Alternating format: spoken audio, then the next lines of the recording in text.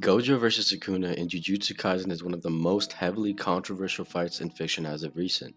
It has left a great rift between the fans of the series, with many people believing that Gojo should have won if not for Maharaga, and many believing that Sukuna would have won regardless. However, when analyzing this fight, most people end up discussing this fight in a vacuum. They only look at the fight itself and not the context behind it. So in this video, I will attempt to delve into the nuance of the fight by analyzing the psyche of both fighters and determining if the outcome of the fight aligns with that. As we delve into this battle, it's crucial to understand the stakes for both sorcerers. For Gojo Satoru, the fight transcends personal victory. It's about the survival of his beloved students and the future of Jujutsu society. Gojo's deep commitment to his students is more than just a duty, it's also a bond. This is illustrated in Chapter 10 of the manga following the detention center incident. When Gojo learns of the higher-ups' plot against Itadori, his reaction is visceral and profound. He even contemplates killing the higher-ups, showcasing his protective instinct. There's another telling moment with Ijichi, the assistant director of Jujutsu High. When asked if he has a soft spot for Itadori, Gojo's response is layered with sincerity. Sure, I'm a nice guy who looks out for his students. His words aren't just rhetoric, they're a window into his soul. Further reinforcing this deep-seated care, there's a significant interaction with Shoko, the school's primary doctor. When Shoko inquires about dissecting Itadori's body, Gojo's reply, "You better make it worth it," is delivered with an intensity that speaks volumes. It's not just about preserving Itadori's legacy, it's a testament to Gojo's profound respect and care for Yuji. Another poignant illustration of Gojo's deep care for his students, especially Itadori, unfolds in chapter 143. In this chapter, a complex situation arises when Yuta is assigned by the higher-ups to eliminate Itadori after the Shibuya incident. Amidst this tension, we uncover a significant revelation from Yuta himself. Gojo had previously entrusted him with the responsibility of watching over Itadori, in addition to the other first and second year students. This isn't a mere passing of duty, it's a display of profound trust and foresight. The manga eloquently captures this moment, showcasing a panel where Gojo expresses his desire for Yuta to protect the current first and second year students. His reasons are grounded in a gut instinct that something amiss might occur, an instinct that proves accurate with Gojo's subsequent entrapment in the prison realm. To further drive home the point of Gojo's unwavering commitment to his students, let's turn to chapter 79. Here, we're presented with a dream sequence that offers a rare glimpse into Gojo's inner world. The dream revolves around a young Megumi and the aftermath of Toji's death. Upon awakening at Jujutsu High, surrounded by Nobara, Megumi, and Itadori, Gojo is asked by Megumi about the reason behind his smile. Gojo's response, "Oh, nothing," with a heart, is a subtle yet powerful affirmation of his deep-seated affection and care for Megumi. This moment encapsulates not just a mentor's pride, but a guardian's love, a testament to the profound bonds Gojo shares with each of his students. While there are numerous other moments in the manga that further highlight Gojo's deep-seated care for his students, we'll leave them unexplored for brevity's sake. However, the examples we've discussed paint a clear picture. Gojo's dedication to his students is unwavering, and his determination to shield them from harm is resolute. This protective instinct is particularly crucial when considering the threat posed by someone as formidable as Sukuna. Sukuna's capabilities to inflict harm are well known, making Gojo's role not just as a teacher, but as a guardian all the more vital in this context. It's the juxtaposition of Gojo's nurturing protectiveness against Sukuna's potential for destruction that adds a compelling layer to their confrontation. Turning our focus to Sukuna, we find his motivations and stakes in the fight are starkly different from Gojo. Sukuna's attitude is one of near complete indifference towards almost everyone on the planet. His only apparent interest in another person was in Megumi, but even this was not driven by concern or care. Instead, Sukuna viewed Megumi merely as a means to an end, a potential vessel to facilitate his escape from the constraints of Itadori's body. This notion of Sukuna's apathy is vividly underscored during the intense battle involving Itadori, Nanami, and Mahito, as depicted in chapter 30. A critical moment arrives when Mahito, for the second time, makes contact with Sukuna's soul. It's here that the narrator themselves crystallizes Sukuna's emotional detachment. They reveal, unequivocally, that aside from his strategic interest in Megumi, Sukuna genuinely harbors no concern for anyone else. This narrative choice serves to highlight Sukuna's solitary nature, contrasting sharply with Gojo's protective instincts. For Sukuna, facing Gojo is akin to dealing with a fish on the cutting board, as he so vividly describes in chapter 224. Sukuna states, "You may flop around a lot, but you're still just a nameless fish." This analogy is Sukuna's way of expressing his view of Gojo as just another adversary in his extensive history of combat. To Sukuna, fighting isn't just an activity, it's his reason for living. He elaborates in chapter 238 that every human possesses a unique and fleeting taste, making combat the ideal diversion as he waits for death. Furthermore, an interesting contrast is drawn during the Culling Games between past and modern sorcerers, with Sukuna epitomizing this divergence. The mindset and values of sorcerers from bygone eras are markedly different from those of contemporary times, as we learn from Megumi in chapter 161. For sorcerers of the past, like Sukuna, battling to the death wasn't just a part of their reality, it was a coveted pursuit. This thirst for life or death combat was so intrinsic to their nature that it became a primary reason for them entering contracts with Kenjaku in the first place. Unlike modern sorcerers, who may have a variety of motivations and aspirations, those from the past, including Sukuna, sought out these deadly encounters, viewing them as the ultimate expression of their existence as sorcerers. But Sukuna isn't just any warrior, he's a seasoned fighter, hardened by the relentless challenges of the Heian era. He was forced to get stronger. This was a time when Sukuna found himself pitted against some of the most formidable sorcerers ever known. His conquests were legendary. He has vanquished the renowned Sun, Moon, and Star Squad, which included Yuro, a special grade sorcerer who was in the Culling Games. He's also triumphed over the formidable 5 Empty Generals and even forced the Abe clan's forces that contained angels into retreat. While the full implications of these feats remain shrouded in mystery, one thing is abundantly clear. In the Heian era, often hailed as the golden age of Jujutsu, Sukuna stood unrivaled.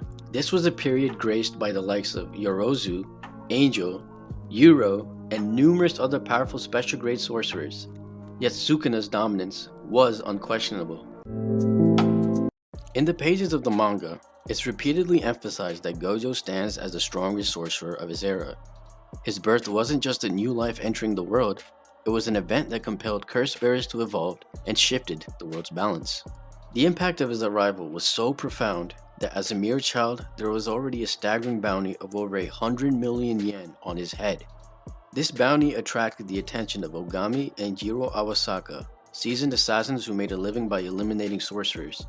Yet, the moment they laid eyes on young Gojo, they were struck with such terror that they immediately abandoned their lethal profession, fearing what Gojo Satoru might become. Gojo's significance extends beyond his mere presence. It's rooted in his unique lineage. As chapter 68 reveals, he was the first child born into the esteemed Gojo family, with a 6 eyes in hundreds of years. This rare and powerful genetic trait is what allows Gojo to wield his limitless technique, an ability of staggering prowess. As Miguel explains in chapter point 4, this technique grants Gojo the capability for precise curse manipulation at the atomic level, enabling him to manipulate space itself. Furthermore, the 6 eyes endow Gojo with the ability to perceive and follow the flow of cursed energy, identify cursed techniques, and exert such control over his cursed energy output that the energy expends when activating a technique is almost negligible, as Yuta notes in chapter 140. Gojo's birth and inherent abilities thus mark him as a pivotal figure in the world of Jujutsu, granting him powers beyond measure. Gojo's extraordinary abilities and his adeptness in wielding them have not only earned him the recognition of being the strongest from his peers, but he also acknowledges this status himself.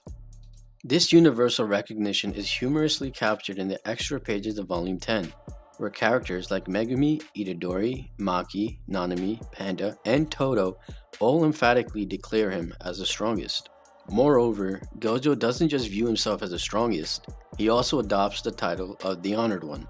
This self-proclamation occurs in chapter 75, following his awakening after the intense encounter with Toji Fushiguro, the notorious sorcerer killer. This act of self-identification is not just a mere declaration, it plays a significant role in the narrative that unfolds later. The consensus across the Jujutsu world is clear and unanimous. Gojo stands peerless in his era, recognized as the strongest not only by others, but firmly by himself as well. Yet, for Gojo, being an unrivaled force is as much of a curse as it is a blessing.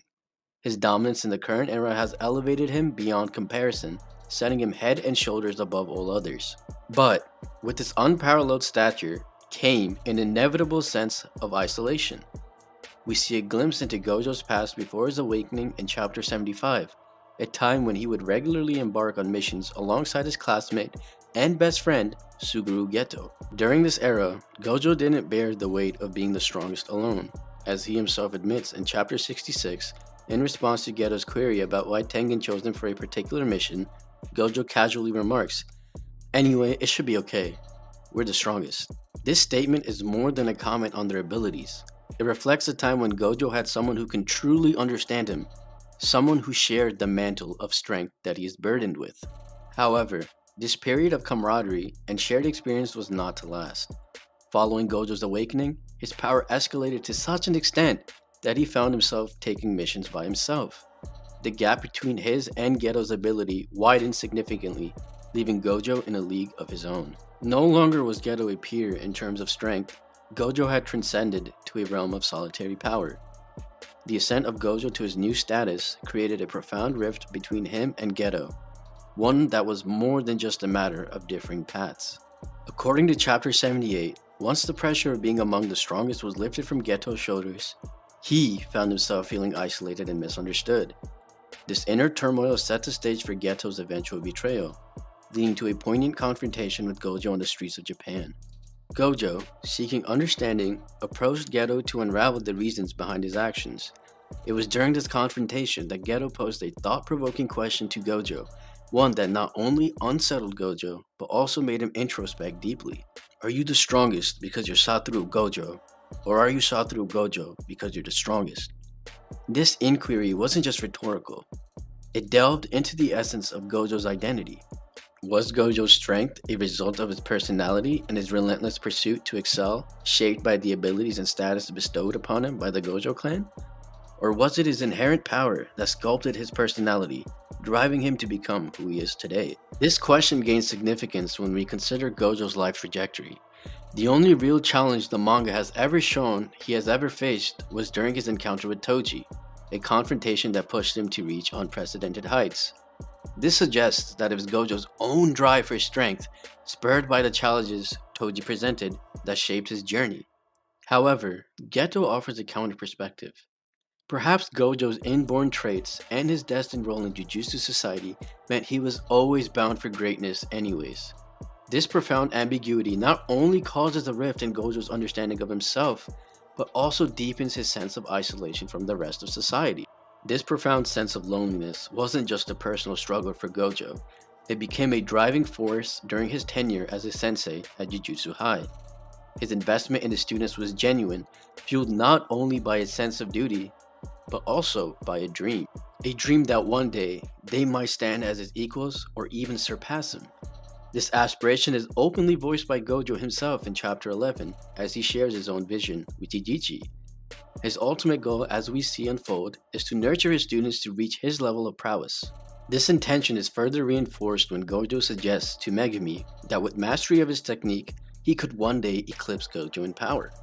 He cites a historical instance from either the Edo or Kaicho period, detailed in Chapter 117, where a user of the Ten Shadows technique, the same technique inherited by Megumi, defeated a user of Limitless. For Gojo, this goal of elevating his students isn't just about teaching, it's a way to cope with his own isolation. He longs to relinquish the solitary title of the strongest, to share and celebrate it with others who can truly understand him like Geto once did. This yearning for connection and understanding becomes even more consolidated following Gojo's death, as depicted in Chapter 236. In his afterlife sequence, Gojo admits to a deep empathy with Sukuna, saying he understands Sukuna's immense solitude better than anyone else. As he grew older, Gojo recognized a hard truth. Despite all of his efforts, getting others to truly understand him was an insurmountable challenge. This realization fueled his drive to connect with Sukuna, to convey that he too knew the weight of being the strongest and the profound loneliness that accompanies such a title. In his own way, Gojo was projecting his own feelings associated with being the strongest onto Sukuna. He assumed that Sukuna, hailed as the most powerful sorcerer in history, shared a similar sense of isolation and loneliness due to his formidable title. This isn't just a wild guess, it's a pattern seen among those at the zenith of Jujutsu society. Take, for example, Hajime Kashimo, the strongest sorcerer from the Edo period 400 years ago, who reincarnated as a player in the Culling Games. Kashimo, possessing unmatched strength in his era, experienced intense boredom, a sentiment he candidly expressed in Chapter 187. When Kenjaku asked if he had fun, Kashimo's blunt reply, "Not at all. I should have fought you," speaks volumes. His immediate follow-up question to Kenjaku about the strongest sorcerer he knows, to which Kenjaku answers Sukuna, sets the stage for Kashimo's renewed purpose. Learning that Sukuna, a figure from 600 years earlier, is still regarded as the strongest, Kashimo spurred into action, determined to confront him in Tokyo Colony No. 2 during the Culling Games. Kashimo's desire culminates in Chapter 237 following Gojo Satoru's demise. He seizes the opportunity to engage a wounded Sukuna in battle. Before the clash, Kashimo probes Sukuna about he, as the strongest of his era, manages to connect with others, a dilemma Kashimo himself grapples with and one that Gojo has similarly experienced. Sukuna's response to Kashimo's question is telling. He labels Kashimo's yearning as greedy and decides to elucidate his point through the language they both understand best, combat. Before doing so, Sukuna also states that both he and Gojo are asking too much given their unique circumstances, underlining the complex interplay of strength, connection, and solitude. In the aftermath of Kashimo's defeat, in similar fashion to Sukuna's conversation after his victory over Jogo, we witnessed a significant moment in Chapter 238. Sukuna, now in the afterlife with Kashimo, shares his perspective on what being the strongest means to him. He explains that he connects with others in his own unique way, through battle. For Sukuna, fighting is not just a display of strength, but a form of expressing love to those who dare challenge him. He chides Kashimo for being troubled by solitude, questioning, why would you seek more than the connection forged in combat? Unlike Gojo and Kashimo, who long for understanding and connection, Sukuna dismisses the notion of needing others at all. As he puts it, love is worthless, and he has never needed someone else for fulfillment. This underscores a stark contrast between Sukuna and the other's desire for connection being understood. This dichotomy also extends to their attitude towards the title of the strongest. Unlike Gojo, who has openly acknowledged his own strength, Sukuna has never claimed the title for himself once in the manga. Instead, it is the narrator who refers to him as the Honored One. In Chapter 30, a markedly different approach from Gojo's self-proclamation. Sukuna's indifference to public perception, titles, or the need of understanding highlights his unique approach to life, driven by personal whims and a relentless pursuit of power in Jujutsu. Sukuna's passion for Jujutsu is further evident in his annoyance with the Finger-Bearer and Itadori's limited understanding of Jujutsu sorcery in Chapter 8. His mastery of Jujutsu is showcased in his barrierless domain, Malevolent Shrine, where his ecstatic expression reveals his deep love for the art. This fascination is also visible during his initial encounter with Megumi in Chapter 9. Sukuna demonstrates genuine curiosity about Megumi's technique, probing its nature and potential, and later deems Megumi as underutilizing his talent. In Chapter 212, Sukuna takes control of Megumi's body and exemplifies this potential by summoning a colossal Nue in Chapter 213, surpassing anything Megumi has ever conjured before. His adeptness with the Ten Shadows technique, even baffling Gojo in Chapter 233, showcases Sukuna's extraordinary capability to harness the powers of the Shikigami without traditional summoning. Another instance of Sukuna's further pursuit of knowledge of Jujutsu was in his recent confrontation with Higuruma. When entrapped in Higuruma's domain, Deadly Sentencing, he abruptly interrupts Higuruma during the explanation of the domain, stating that he does not care about the rules of the domain and cites his interest in seeing the Sword of Extermination immediately due to his curiosity in Chapter 245. Sukuna's deep commitment to expanding his knowledge in Jujutsu is vividly illustrated in his battle with Gojo. A critical moment in this fight comes in Chapter 234 when Sukuna reminds the formidable Shikigami, Maharaga, that it serves him, not Megumi. This provocation unleashes Maharaga's true potential, enabling it to breach Gojo's infinity and sever his arm. But there's a fascinating subtlety in Sukuna's strategy. While he employs Maharaga to counter Gojo's Hollow Purple in Chapter 235 and to bypass Gojo's infinity, he refrains from using Maharaga to deliver a fatal blow, even though it's well within the Shikigami's newfound capabilities. Instead, we see Maharaga engaging Gojo in close combat, not employing its lethal slash attacks that it just demonstrated. This calculated restraint becomes clear following Gojo's demise in Chapter 236. Sukuna reveals that his intent was not for Maharaga to defeat Gojo, rather, he sought to understand and replicate the method by which Maharaga pierced Gojo's infinity. Sukuna's objective was to develop a technique surpassing his current arsenal, aligning with his passion for Jujutsu sorcery, patiently waiting to comprehend Maharaga's technique before acting himself. Sukuna's approach proves successful. He ultimately gains the ability to cut the world itself, a power that effectively nullifies any material's durability as long as it exists within the physical world. This development highlights Sukuna's strategic mindset and his relentless pursuit of Jujutsu mastery.